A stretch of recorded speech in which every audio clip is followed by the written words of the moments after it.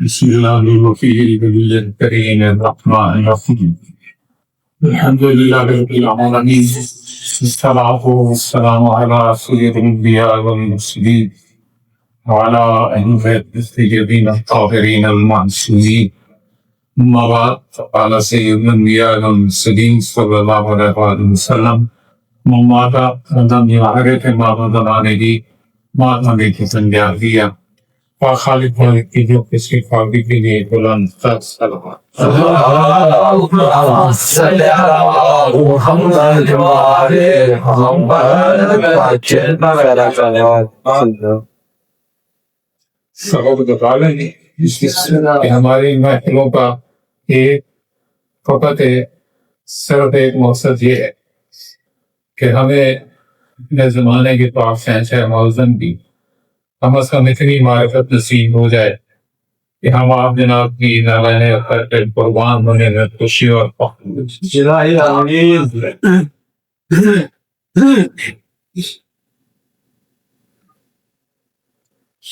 وہ مدینے کے وقفے کے بعد ہماری آج کی نشست ہے۔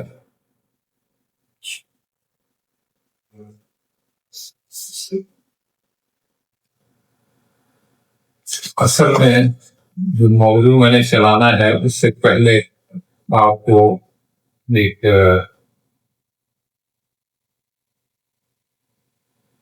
کہتے ہیں مسئلہ واضح کرنا چاہتا ہوں۔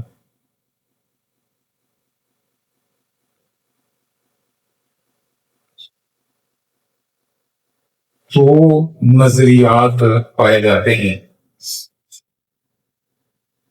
حدیث سکلین پڑھے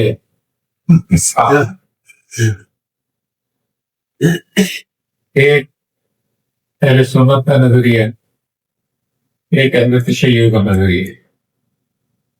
اس میں میں نے ویسے اپنی مثال کے مطابق پوری سرچ کی، جو اہل سنت کا نظریہ اس پہ 750 سے زیادہ ریفرنسز نکلے اور اہل تشیع میں 400 سے زیادہ ریفرنسز نکلے۔ میں نے ایک ہی اس میں سے سلیکٹ کیا تاکہ جو اصل چیز ہے وہ آپ کو سمجھائی جا سکے۔ اہل سنت کا نظریہ جو ہے اس میں بڑی وزنی شخصیت ہے امام مالک۔ امام مالک کی کتاب ہے موطا۔ موطا میں امام مالک نے یہ حدیث نقل کی، پڑھنا مولا صاحب السما اعظم قولیما۔ موطا کی جلد 2 صفحہ نمبر 899۔ وہ کہتے ہیں کہ حضور صلی اللہ علیہ وسلم نے فرمایا ترکت فیکم امرین لن تضلوا ما تمسکتم بہما کتاب اللہ و سنت نبی۔ میں تم نے 2 چیزیں چھوڑے جا رہا ہوں، جب تک تم انہیں تھامے رکھو گے گمراہ نہیں ہوگے۔ وہ 2 چیزیں کتاب اللہ اور اس کے رسولوں کی سنت۔ یہ اہل سنت کا نظریہ۔ 2 گراں قدر چیزیں کیا ہیں؟ کتاب اللہ کی کتاب اور شہنشاہ انبیاء کی سنت۔ اس سے مزید کوئی تبصرہ نہیں کرنا، بھی کوئی وضاحت کروں گا، بات بہت کلیئر ہو جائے گی۔ شیعہ حدیث میں جیسے میں نے بتایا کہ 400 سے زیادہ حدیث، وہ میں نے ایک حدیث اصول کافی سے لی، اصول کافی جلد 2 صفحہ 54، حدیث صفحہ 54۔ شہنشاہ انبیاء صلی سلامت میں فرماتے ہیں کہ بے شک میں 2 امانتیں تمہارے درمیان چھوڑے جا رہا ہوں، اگر انہیں قبول کرو تو ہرگز گمراہ نہ ہوگے، خدا عز و جل کی کتاب اور میرے اہل بیت اور میری اطاعت۔ اے لوگوں سنو، میں تمہیں یہ حقیقت پہنچا چکا کہ تمہیں میرے پاس حوض کے کنارے لوٹا دیا جائے گا، اور میں ان 2 بھاری اور گراں بہا امانتوں کے ساتھ تمہارے برتاؤ کے بارے میں تم سے بعض خاص کروں گا. یعنی سوال و جواب کروں گا.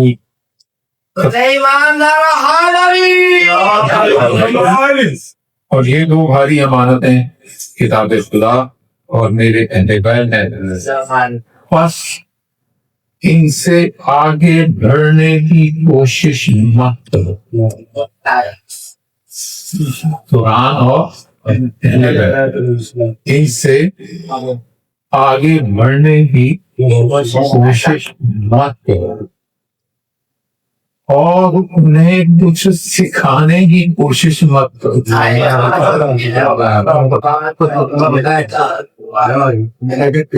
نہ سکھاؤ، کیونکہ وہ تم سے زیادہ عالم اور دانا ہے. ٹھیک ہے. اب یہ دو حدیثیں میں آپ کے سامنے ایک چھوٹا سا انالیسس کرتا ہوں، جس سے وہ کہتا نا اندھے کو بھی پتا چل جائے گا کہ یہ جو حدیث ثقلین ہے وہ حقیقت میں ہے کون سی، اہل بیت والی یا سنت رسول والی. دیکھیں، آج ہم سب کسی نہ کسی لیول پہ کسی نہ کسی اسکول مدرسے سے گزر چکے، کچھ ابھی بھی پڑھ رہا، کچھ یہ زندگی گزار چکے. نظام تعلیم کا سارے کا سارا نظام کتاب اور استاد پہ منحصر ہے. ٹھیک، کتاب کے ساتھ استاد. یہ نہیں ہے کہ کتاب کے ساتھ جو رائٹر ہے اس کی لائف سٹوری یا بایوگرافی نہیں ہوتی. کتاب کے لکھنے والے کی حالات زندگی کی کتاب لکھنے اور میں کتاب پڑھو تو نہ لے حالات زندگی پڑھو ٹھیک ہو جاؤ. ابھی ایسا ہے کیوں نہیں؟ مسلم کریکٹر چلانے تو نہیں پڑھا. نظام یہ ہے کہ کتاب کے ساتھ استاد چاہیے. ٹھیک ہے، بایوگرافی نہیں چاہیے رائٹر، استاد چاہیے. اب یہاں پہ بہت لمبی بات میرے ذہن میں گونج رہی تھی جب میں یہ سوچ رہا. میں سے ایسے چھوٹے سے ایک دو کلپ آپ کو سنا دیتا ہوں. جیسی کتاب ہوگی ویسے ہی استاد ہے. ٹھیک ہے، کتاب اگر ہسٹری کی ہے استاد ہسٹری کا، کتاب جغرافی کی استاد جغرافی کا، کتاب کیمسٹری کی ہے استاد کیمسٹری کا ہوگا، کتاب فزکس کی ہے استاد فزکس کا ہوگا. لیکن یہاں پر جو کتاب ہے کس کی کتاب؟ اللہ کی کتاب میں کیا کچھ ہے. خود کتاب کہتی ہے کہ کوئی خوش کتا ایسا نہیں جس کا ذکر میں نے اس کتاب میں نہیں کیا. کائنات کے جتنے بھی سبجیکٹس ہیں سارے سبجیکٹ کس کتاب میں؟ اللہ کی کتاب میں. تو اب لازم ہے کہ استاد بھی وہ ہو جس کو اللہ کے سارے علوم کا تجربہ اس کو اللہ کے دیے ہوئے سارے علوم آتے ہیں. ٹھیک ہے، اب وہ ہستیاں صرف اور صرف پاک اللہ نے اللہ ان کو وعدہ نہیں کرتی تھی نہیں کتاب اللہ اور سنت لا رہے اللہ ایسے ہی بات کر. ٹھیک ہے، لیکن آج کا کوئی بھی سمجھدار انسان اس چیز کو تسلیم نہیں کرے گا. ٹھیک ہے، ایک چیز ہے میں اور آتی ہے کہ استاد جو ہے نا وہ طالب علم کو جو پڑھا رہا ہوتا ہے اس کے علم کی حد وہ نہیں ہو رہی. مثلاً ایک पुराने जमाने के लफ्ज इस्तेमाल करो ना, कच्ची जमात में तो बच्चा काफी दिए उस्ताद उसे पढ़ा गया बेले बा बाबा चीजें वो किस सुर में आते बेले बा बाबा पढ़। तो क्या उस्ताद के इल्म की शादी यही है जो बेले बाबा नहीं तालिब इल्म की हाथ उस्ताद अपनी हाजत नहीं बोल रहा, उस्ताद तालिब इल्म की हाजत पे बात कर रहा है। क्यों कि अगर वो उसकी हाजत के मुताबिक बात नहीं करेगा तो इसको समझ नहीं आएगी। तालिब इल्म की मजबूरी ये है कि उसने अपने ज़हन की हाजत के अंदर है, और उस्ताद की मजबूरी ये है कि उसने तालिब इल्म को उतनी बात बतानी है जो उसके ज़हन के ठीक है। अब जिनको अल्लाह ने अपनी किताब का वारिस बनाया है वो लोगों के साथ लोगों की हद पे बात कर रहे हैं, अपनी हद की बात नहीं कर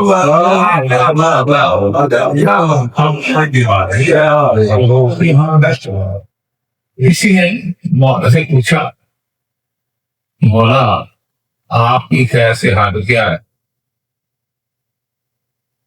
आपकी करीम की हद क्या? इमाम ने फरमाया सारी मखलूकात मिल भी जाए तो उनकी हद से हमारे इल्म की हद बहुत आगे। अब देखें हम दुआए तवस्सुल पढ़ते हैं, दुआए तवस्सुल में क्या कहते हैं, या हुज्जत अल्लाह अला खल्क़िही, मैं सारी मखलूक पर अल्लाह की हुज्जत। अब जब ये पढ़ लेते हैं इसको समझते नहीं है, ठीक है। वो हुज्जत का मतलब मैंने आपको समझा भी दिया था ना, याद है जी, हम दो मिसालें दी थी, आग वाली आग और धुआं और मोटर प्लेस, ठीक है। धुआं हुज्जत की, आग की, आग देखी नहीं, देखा धुआं, यकीन आग पे आ गया। और मोटरवे तो वो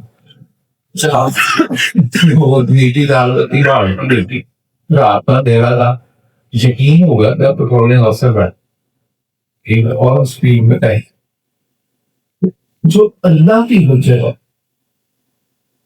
उसने नहीं चलाना अल्लाह। अब अगर लोगों को उस हुज्जत पे अल्लाह होने का शक ना पड़े तो इसका मतलब तो अल्लाह की हुज्जत ही नहीं। लोग उसको अल्लाह समझेंगे तो यकीन आएगा ना ये अल्लाह की हुज्जत। अगर लोग उसको अल्लाह ही ना समझेंगे वो अल्लाह की हुज्जत ना होगा, ठीक है। शायद भाई को दाद देनी पड़ेगी। मैंने 24 घंटों में जिस वक्त व्हाट्सएप पे को मैसेज किया तो जो सबसे पहले जवाब आते हैं उनमें से एक जवाब खैर भाई पर, भले रात के 2 बजे हैं, भले दिन के 2 हैं, भले कोई वक्त है, सबसे पहले जवाब आते हैं उनमें से एक खैर भाई। तो मैं कहना जवाब देते हैं या मैं अपने आप से कहता दिलाता खैर भाई। बात हो रही है कि जैसा तालिब इल्म वैसा उस्ताद। अब वो तमाम मखलूक के लिए अल्लाह की हुज्जत है, और मखलूक में कौन कौन, इंसान का समझे, मखलूक में जिन्नात भी, ठीक है। तो जिन्नात के लिए अल्लाह की हुज्जत कौन है, यही बात है। मखलूक में मलाइका भी है, मलाइका के लिए अल्लाह की हुज्जत कौन, ये ध्यान में रखें कि जिसकी हुज्जत है उसके वजूद को समझाना है, इस तरह नजर आना कि उसको समझ आ जाए, यकीन आ जाए अल्लाह का, ठीक है। और मलाइका को जब अल्लाह की हुज्जत ने अल्लाह ने दिखाना है वो उसी तरह दिखाना जैसे मुझे दिखाना। मलाइका के लिए तो उनका मेयार, उनकी सोच, उनका मुशाहिदा, उनकी लाइफ बिल्कुल डिफरेंट नहीं, ठीक है, पूरी है। صرف نوری نہیں ہے، وہ نور اول کے ماحول میں پلنے والا، ان کے لیے اللہ کی پہچان بالکل مختلف ہو بنسبت انسانوں۔ چلیں یہ اور بات، آج کی گفتگو کے آخر میں میں نے وہ پوائنٹ بھی ایک لکھا ہوا، اس کا اشارہ بھی دے رہا تھا کہ جانور ہے وہ بھی تو مخلوق ہے، جانوروں کے لیے اللہ کی جگہ یہی بات اس میں ٹھیک۔ جو ملائکہ مقربین ہیں وہ کون ہے؟ مخلوق، اس کے لیے اجرت کون ہے؟ جس حساب سے جانور انہیں پہچانتے ہیں، کیا اسی حساب سے ملائکہ مقربین بھی ان کو پہچان؟ ان کا معیار اور ہے، ان کا معیار اور ہے، ٹھیک ہے۔ تو سوال یہ پیدا ہوتا ہے کہ اگر مخلوق یہ سمجھے کہ یہ میرے جیسے ہیں، کیوں مخلوق کو اپنے جیسے نظر آ رہا ہے؟ کیا مخلوق کی آنکھیں صحیح دیکھ رہی ہیں؟ مخلوق کی آنکھیں اپنے جیسا دیکھتی ہیں۔ یہ وہ قرآن حکیم میں بھی ہے کہ مکے کے کافر یہ کہتے ہیں کہ یہ ہمارا رسول کیسے ہو سکتا ہے، یہ تو ہماری طرح گلیوں میں کرتا ہوا چلتا ہے، کھاتا پیتا۔ اگر اللہ نے کوئی رسول بھیجنا تھا تو اپنا کوئی فرشتہ بھیج دیا۔ یہ سوچ رکھنا کہ چونکہ وہ میری طرح کھاتے پیتے اور چلتے پھرتے ہیں اس لیے یہ میرے جیسے ہیں، یہ مکے کے مشرکوں کی تھیوری ہے، مومن کی تھیوری نہیں۔ ساتھ میں مولا صلی اللہ علیہ وسلم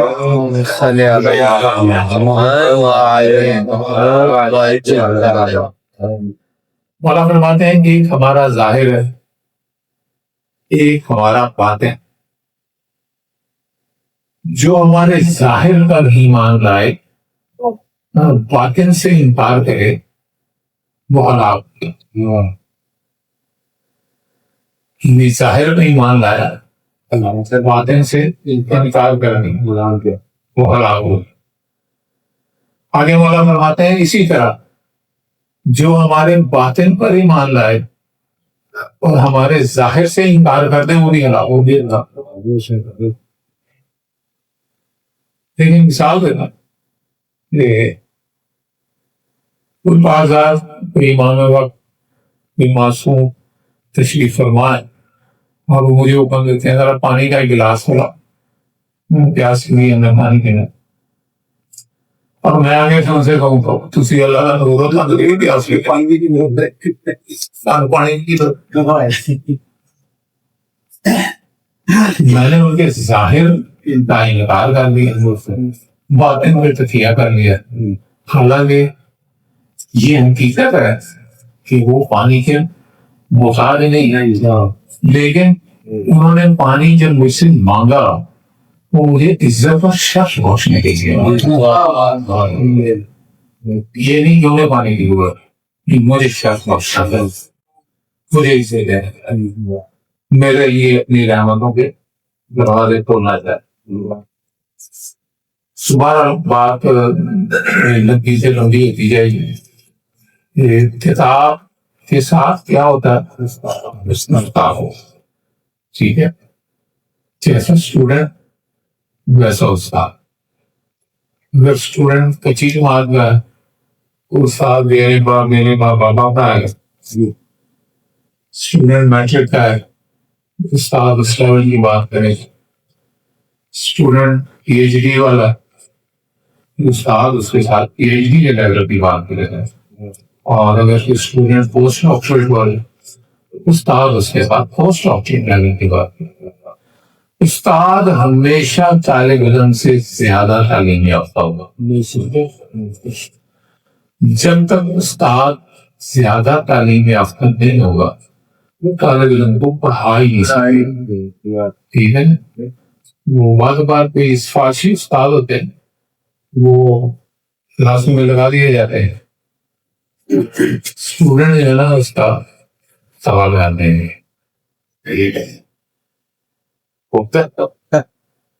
ٹھیک ہے, وہ بلیک بورڈ پہ لکھ رہا ہوتا ہے, پیچھے سے آوازیں لگ رہی ہے.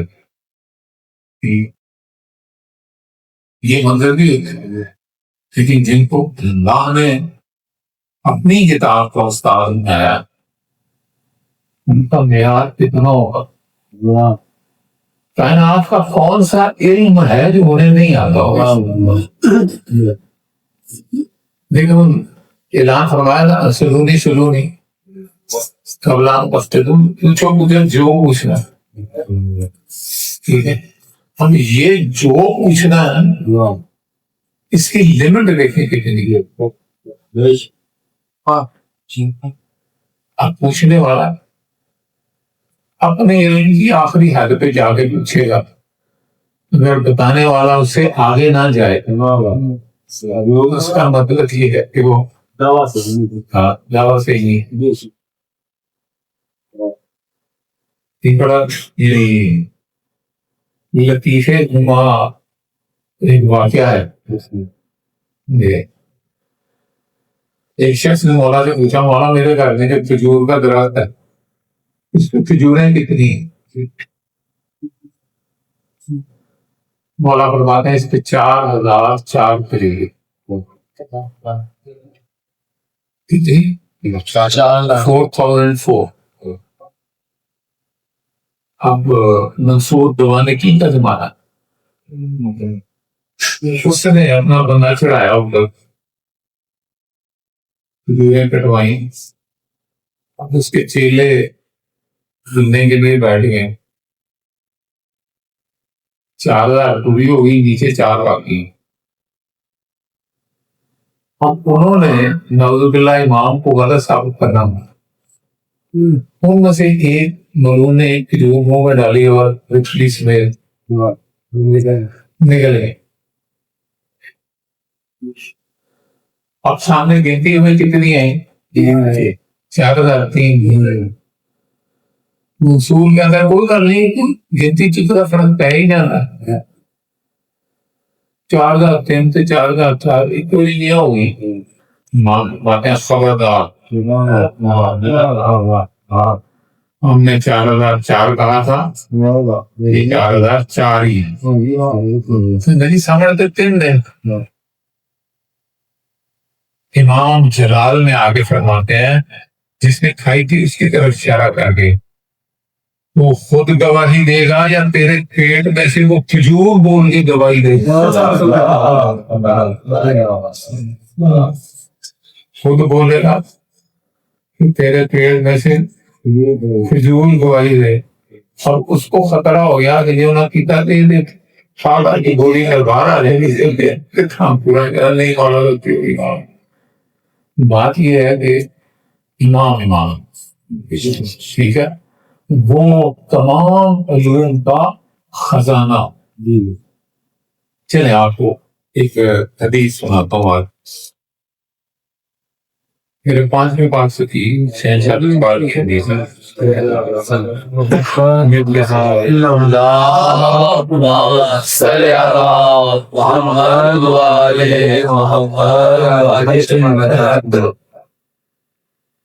مولا فرماتے ہیں اے لوگوں, اللہ عز و جل نے تمہارے نبی کے اہل بیت کو اپنی کرامت سے مشرف فرمایا. کرامت عزت اور وقار, اللہ نے تمہارے نبی کے اہل بیت کو اپنی کرامت سے مشرف فرمایا, ان کو اپنے دین کے لیے مخصوص فرمایا, ان کو اپنے علم سے فضیلت دی. یہ اللہ عز و جل کے دین کے ستون اور گواہ. میری یہ سادہ سا ہے لیکن معنی بہت حسنی ہے.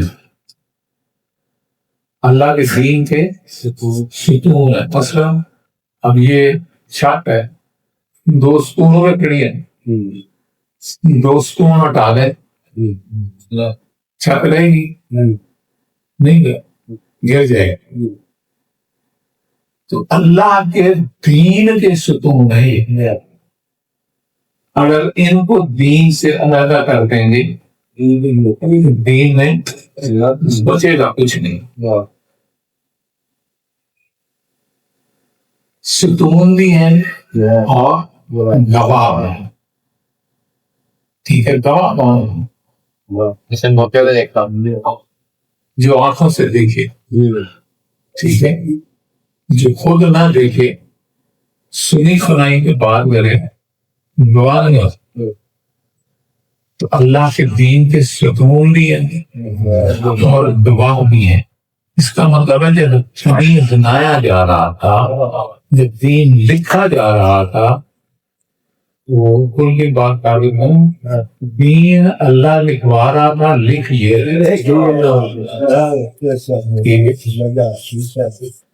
یہ ایسے نہیں کہ جیسے کوئی ڈکٹیشن دے رہا ہو، ان لفظوں سے اس طرح کا مطلب نہیں، اللہ نے ان کو اختیار دیا، جو لکھنا جی لکھ لو، وہی دین کرا۔ ہمارا بناتے ہیں یہ زمین میں اللہ کی میخیں ہیں، زمین میں اللہ کی میخیں،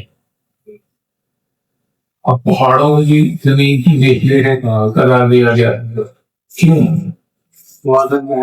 زمین کا وجود اگر سلامت ہے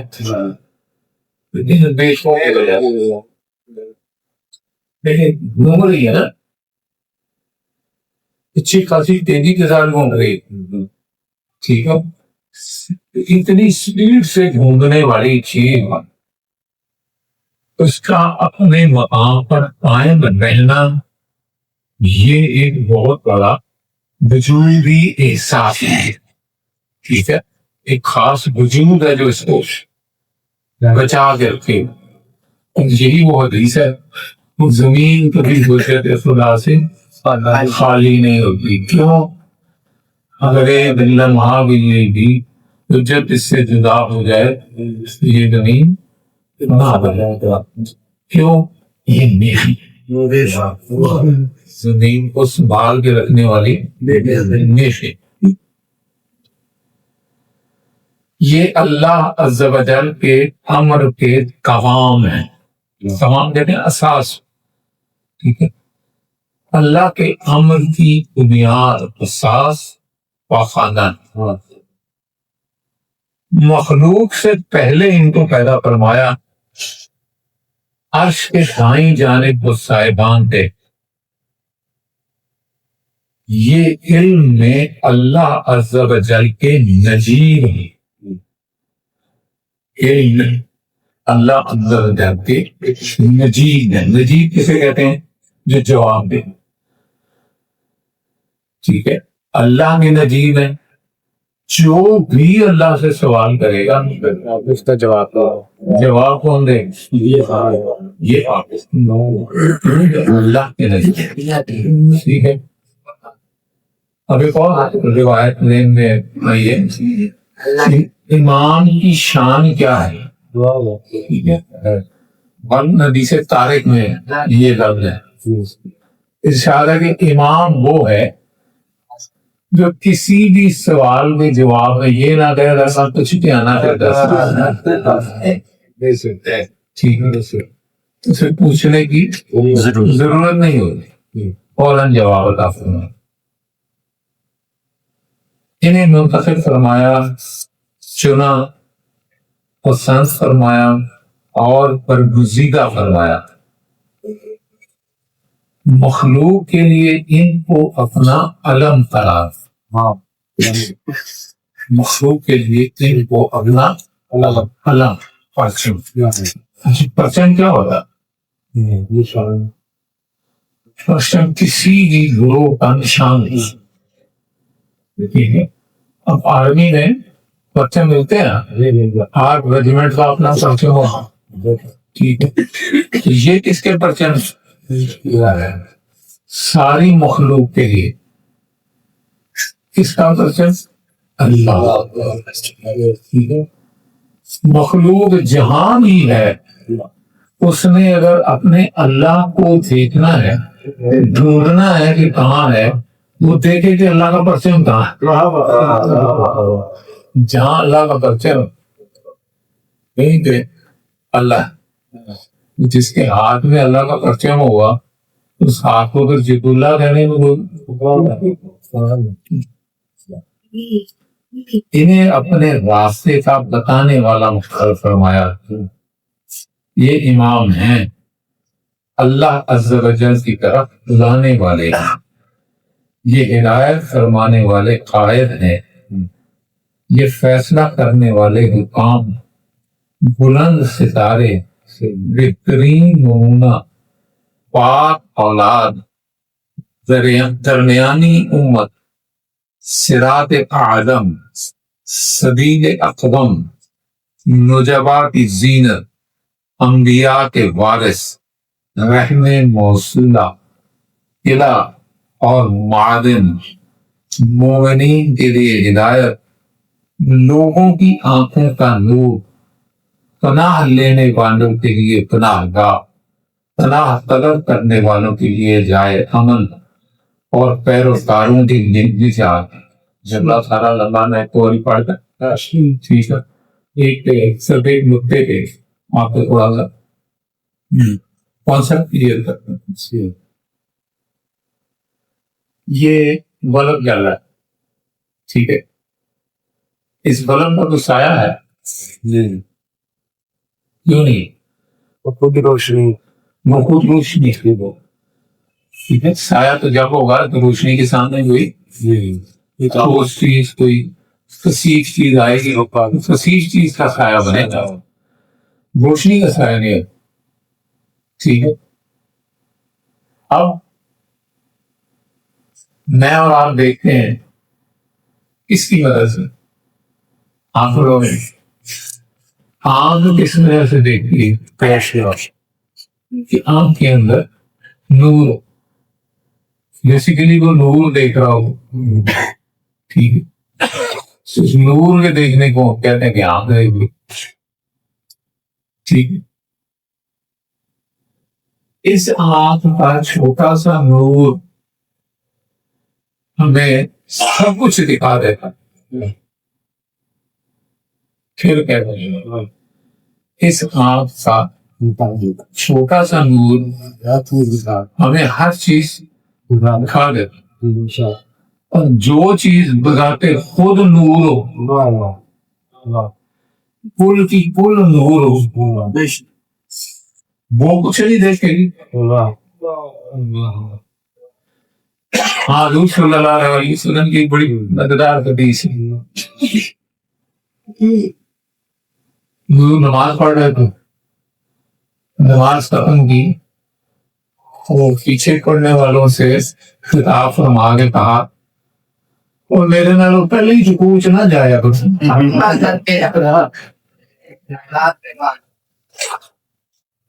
پہلے ہی چکوچ چلے جاندے۔ لوگوں نے سوال کیا، یا رسول اللہ آپ کا رخ تو کعبے کی طرح تھا، ہم آپ کے پیچھے تھے، آپ انہیں دیکھ رہے تھے، آپ کو کیسے پتا چلا کہ ہم پہلے گھومے چلے گئے؟ شیخ انبیاء نے فرمایا میں سامنے سے جس طرح دیکھتا ہوں اسی طرح پیچھے سے دیکھتا ہوں۔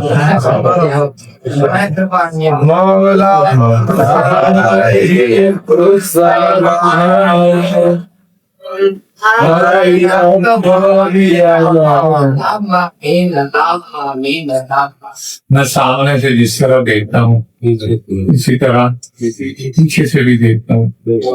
اب جو مجسم نور ہے، ٹھیک ہے، سامنے سے بھی اسی طرح دیکھے گا، دائیں سے بھی، بائیں سے بھی، اوپر سے بھی، نیچے سے بھی، داوے سے بھی، پیچھے سے بھی، ہر طرف سے دیکھے گا، کیوں؟ وہ نور ہے۔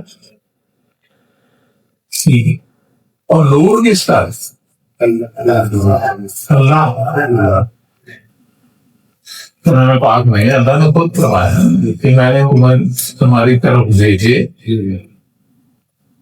ایک اپنا نور اور دوسری کتاب، اب جس کو خود اللہ اپنا نور کہہ رہا ہے اپنے پاک کلام میں، اس کے نور ہونے میں کوئی شک تو نہیں نہ ہو، ٹھیک ہے، اور اس کی دیکھنے کی صلاحیت میں بھی کوئی شک نہیں ہوا، کیوں کچھ دیکھے گا کچھ نہیں۔ اب مشکل یہاں پہ یہ آ جاتی ہے کہ ہم نے اسے کہنا اپنے جیسا، کیوں کہ ہم نے اس کی کرسی پہ بیٹھا، ٹھیک ہے، جب اس کی مسند پہ بیٹھنا تو خود کو اس جیسا بنا ہی بیٹھیں گے کہ جیسے وہ ویسا میں ہوں۔ اب خود کو ان جیسا کہنے کے لیے ہم نے یہ کہہ لیا کہ وہ ہم جیسے، حالانکہ وہ ہم جیسے نہیں، وہ اس جیسے، کیوں وہ اس کی گزر ہے، انہوں نے اس کا وجود بتانا۔ باتیں لمبی ہوتی جا رہی ہے۔ بلا فرماتے ہیں قابل رشک ہے وہ جس نے ان کی اتباع کی، ان کا دشمن ہلاک ہوا، ان کا دامن پکڑنے والا کامیاب ہوا، ان سے روح گردانی کرنے والا حق سے نکل گیا، ان کا دامن تھامنے والا منزل مقصود پر پہنچ گیا۔ یہ نظارہ آزمائش کا دروازہ ہے، یہ جملہ سمجھنے والا، یہ نظارہ آزمائش کا دروازہ۔ کس کی آزمائش ہونی ہے؟ انسانوں کی، جنات کی، وسیلے سے آزمائش ہونی، نور اول کی وسیلے سے، ٹھیک ہے۔ اب جو ان کو اپنی آزمائش سمجھے گا وہ امتحان میں پاس ہونے کی کوشش تو کرے گا، وہ ان کو ایسا ہی سمجھے گا جیسا وہ فرمائیں گے کہ ہم ایسے ہیں، اپنی سائنس نہیں لڑائے میرے ساتھ تسی ہے وجہ نہیں، وہ خود فرمائیں گے نا جو کہ ہم یہ ہے، ماننا پڑے گا بسم اللہ تسی ہے ہی، یہ اثر ہے نا، کیوں نہیں کیوں کہنے کی گنجائش نہیں، نہ صرف یس سر۔ اسی لیے فرماتے ہیں کہ یہ آزمائش کا دروازہ ہے، جو ان کے دروازے سے آیا نجات پا گیا، جس نے ان کا انکار کیا وہ ہلاک ہو گیا۔ یہ باب حتہ ہیں، جو اس میں داخل ہوا کامیاب ہوا، اور جس نے ان کو چھوڑا یہ اس کے لیے بھی گزر۔ میرے باب حتہ کی کہانی آپ کو سناتا ہوں، کیا میں پاک سکین ہے اپنی تفسیر میں اس کے دروازے کے بارے میں تفصیل بیان فرمائی۔ میں نے یقین نہیں باب حتہ کا ذکر ہے، اس کی تفسیر میں یہ فرمایا گیا ہم باب حتہ، وہ جس باب حتہ تھا کیا؟ بنی اسرائیل کو اللہ نے ایک شہر کا راستہ بتایا، اس شہر کی جتنی مخلوق تھی، جتنی آبادی تھی، وہ ساری آبادی اللہ نے ہلاکا، جو سمجھے نا اس پہ نیوٹرون ہم پھینک دیا، ساری زندگی وہاں ختم ہوگی، مکان ویسے ہی ہیں، مکانوں میں چیزیں ویسی ہیں، فرنشڈ اکوموڈیشن تھی۔ اللہ تعالیٰ نے کہا جاؤ یہ سارا شہر تمہارا، لیکن ایک شرط ہے، اس کے دروازے کے اوپر سجدہ کرو اور کہو یہ کہہ کے اندر داخل ہو جاؤ، سارا شہر کا۔ اب ابلیس بھی ساتھ ہی ہوتا ہے نا، ٹھیک ہے، اس نے مولتی سبق پڑھا، کہتا سیدھا نہیں کرنا، وہ کہتا ہے اندر جانا، ریورس گیئر لا، اور ہیتا تم نہیں ہے، ہنتا تم۔ اب ہنتا عبرانی زبان میں گندم کو کڑک، آج تک مومن کا سیزن ہے وہ ریورس گیئر لا کے اندر جا رہے ہیں اور کہتے جا رہے ہیں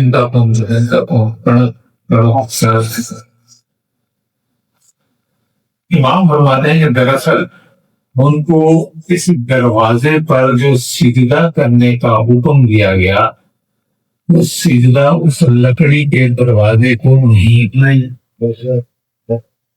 اس دروازے کے ایک پٹڑے پر شہنشاہ انبیاء صلی اللہ علیہ وسلم کا عکس پاک بنا ہوا ہے، دوسرے پٹڑے پہ مولا میرے کائنات کا عکس پاک بنا ہوا ہے۔ اصل میں سجدہ ان دو حصوں کو تھا۔ سجدہ اب اگر قرآن میں باب حطہ کا سجدہ ہے، باب حطہ پہ ذات نہیں تصویر تصویر میں کو سجدہ کروایا نا، جب تصویر سجدے کا لائق ہے تو ذات سجدے کا لائق کیوں نہیں؟